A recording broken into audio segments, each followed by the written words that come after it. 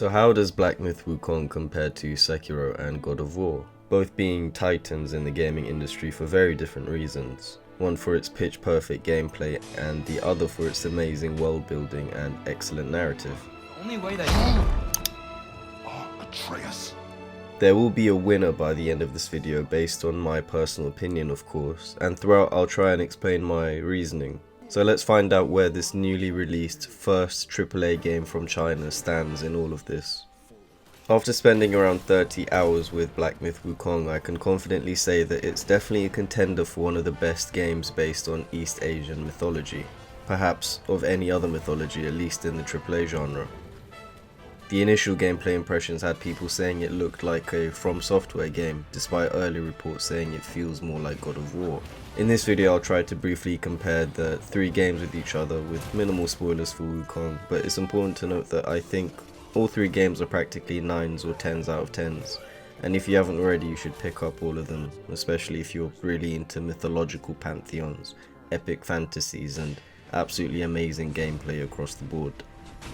The combat mechanics are the core of any game and it's easy to spot some of the similarities.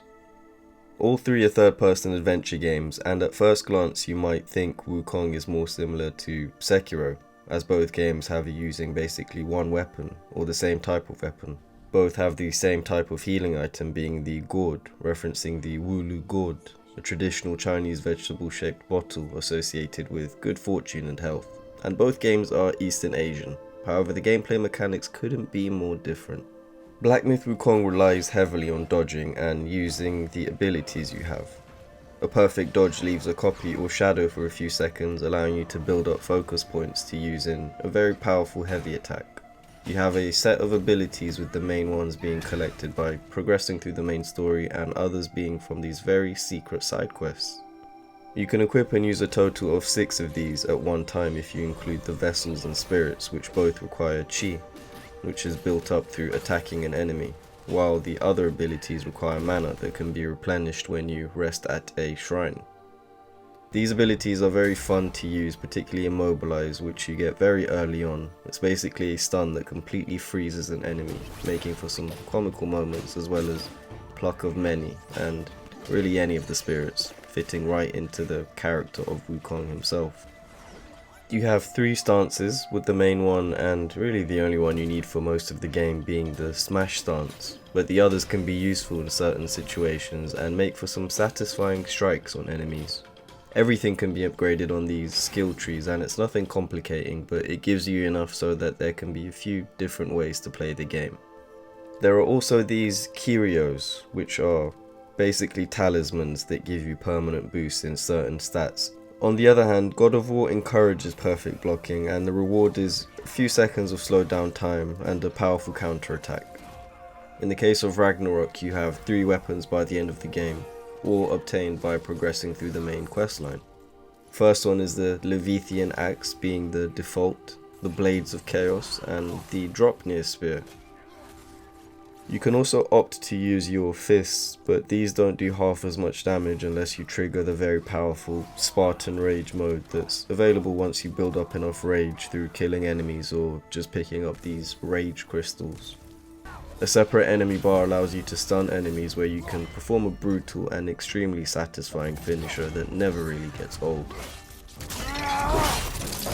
There are a variety of armor sets that can be upgraded, similar to Wukong, but I like that you can set the appearance to whatever you want while getting the stat benefits of another piece of armor, which you can't do in Black Myth Wukong. You also have these runic moves that can be found throughout the world, and you have the ability to order Atreus to shoot to stun enemies, which can be upgraded, as can your moveset. The skill tree is even more basic than Wukong's, and you really should have everything unlocked before finishing the game. I think the ability to freeze the enemies can be comedic and just adds to Wukong's charm, as opposed to the brute force that we see in Kratos and Atreus. And that is another major point. God of War is a game that has really earned its title due to its brutal nature. You are ripping apart enemies with your bare hands, beheading them, cutting them in half, and it feels good. The axe recalling mechanic alone is extremely satisfying. Wukong, on the other hand, feels like a game where you're rolling around and bonking enemies on the head with the staff, and that's fine, it feels good as well for the most part. Just to note, I think it would be interesting to see how a standalone Atreus game could really borrow some ideas on how to incorporate shapeshifting as a gameplay mechanic from Black Myth Wukong. Spoiler alert, you play as Atreus in some areas of the game, and some major plot points involve him mastering the ability to shapeshift, which is just amazing to play through. So I can see them taking inspiration from Wukong's mechanics as well here. Now, in Sekiro, there isn't nearly as much variety in the skill sets or abilities as the other two games. You only have one weapon that doesn't extend or change the core combat, but there are these shinobi tools you can use, and these cost spirit emblems, which can be obtained by defeating enemies, purchasing them, or just finding them in the environment. This can be a bit tough at first because of the capacity limit, but by the end of the game and with enough exploration, these were mostly an afterthought. Certain combat art should also cost spirit emblems, but again, I personally found myself sticking to one or two combat arts and only using them when I was absolutely sure I would get free hits, as these sometimes lock you in animations that last a few seconds, making you vulnerable in this fast-paced combat. There is a grapple hook, but it only serves as a tool to cut distance, and once you unlock the ability to attack in mid-air, it's a useful tool that's prompted in larger scale battles. As good as both God of War and Wukong are, nothing comes close to the parry system in Sekiro. The game is tough at first, but once you get used to it, every fight feels like a dance. I mean, listen to how satisfying this looks and sounds. Sekiro has a very limited moveset, the most limited and straightforward compared to Wukong and God of War, I believe. All you need to do is parry perfectly, dodge or jump the perilous attacks, and strike back with a few other basic attacks. You can finish the entire game without using any of the shinobi prosthetics or consumables. This simplicity is where Sekiro shines and is still the best combat system in any game I've ever played. For this reason, I have to give Sekiro 2 strong points, as I've never really played anything like it before and it just feels extremely satisfying to master, more than the other 2 games in this bout. It really is just one of a kind. Now, moving on to the more narrative elements, Sekiro and Wukong are based on East Asian mythologies with themes of Buddhism and mortality. All 3 games have you fighting and interacting with oversized animals that are sometimes mystic and some more familiar, adding a subtle horror element to them. In Sekiro, the protagonist is bound by the dragon's heritage, a power that allows him to return from death. However, this immortality comes at a cost, as it spreads a curse known as dragon rot to those around him. This ties excellently with the gameplay mechanics, as you get to resurrect your character if you die in game, and if you die enough times, the dragon rot actually affects the NPCs you interact with until you find a rare item to cure them. Sekiro also touches on themes of redemption and the warrior's path. Sekiro is a shinobi bound by duty, and his journey is one of atonement. The game's narrative is relatively minimalist, with much of the story told through the environment, character interactions, and subtle cues. This approach creates a sense of mystery and intrigue, encouraging players to piece together the story as they progress. Wukong, at least in the original Journey to the West, is also based on redemption, and the game adds a twist to it, as it takes place after the events of the original novel. We're posed with a conspiracy in which the celestial courts have decided to kill Wukong at the start of the game, after he had retired from his Buddhahood position. We play as the Destined One and venture on our own journey with the sole purpose of collecting 6 relics in order to revive Wukong, meeting characters from the original story and learning more about them in journal entries and side quests. This game is lore heavy, with a lot of real text and interpretations that you could read online spanning decades, and the game does a great job, as far as I know, at representing these characters and their motivations despite the twists from the original story. God of War takes a completely different approach, with the overarching themes being fatherhood, loss, and change. Combined with the original God of War 2018, it's a coming-of-age story for Atreus and a journey to retirement for Kratos. themes of redemption are also central to the game, with Kratos, a character who has lived a life of violence and is now struggling to leave that past behind. He struggles to teach his son how to be a better man than he was, and this adds a ton of emotional depth and drama akin to something you'd see on HBO or Netflix. Its use of mythology in this case is more of a backdrop, and although it makes for some incredible world building, the subversion of expectations is enough to make me conclude that it was less about that and more about the roller coaster of emotions that Kratos and Atreus go through in their journey. Now, as much as I love the world of Sekiro, I do think it's the weakest FromSoft game in terms of world building and immersion compared to something like Bloodborne. And in this case, God of War and Wukong are much better games if you want to experience mythological worlds, partly due to the fact that both games draw directly from already established and mainstream tales. Wukong is based on the famous Journey to the West novel that has inspired countless renditions of this tale, one of them being Dragon Ball Z. And God of War is about Greek and Norse mythology, but it's also a world with all the pantheons included. And we may even have Wukong make an appearance in future games, or at least the Celestial Courts, although the game only acknowledged Tears travels to Greek, Egyptian and Japanese mythologies, but who knows at this point. For this reason, I would say God of War takes the cake for its personal angle, adding much more depth to the story, and it's just much harder to pull off. But Wukong gets a point too for being original within an old story.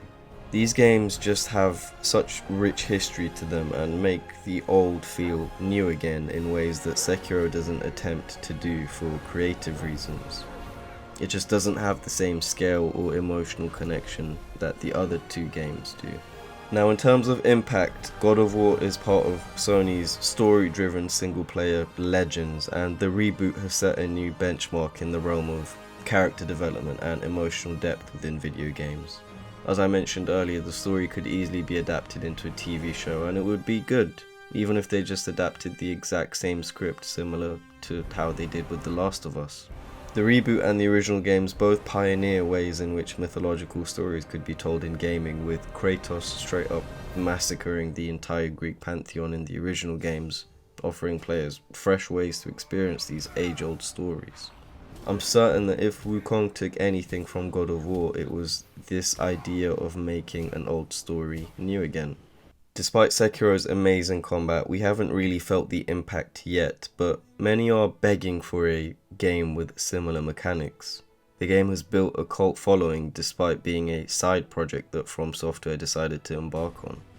Its emphasis on precision and timing has set a new standard for action games, and the game being set in a traditional Japanese setting joins the ranks of countless other games like Ghost of Tsushima and Nioh in popularizing aspects of Japanese culture and tradition.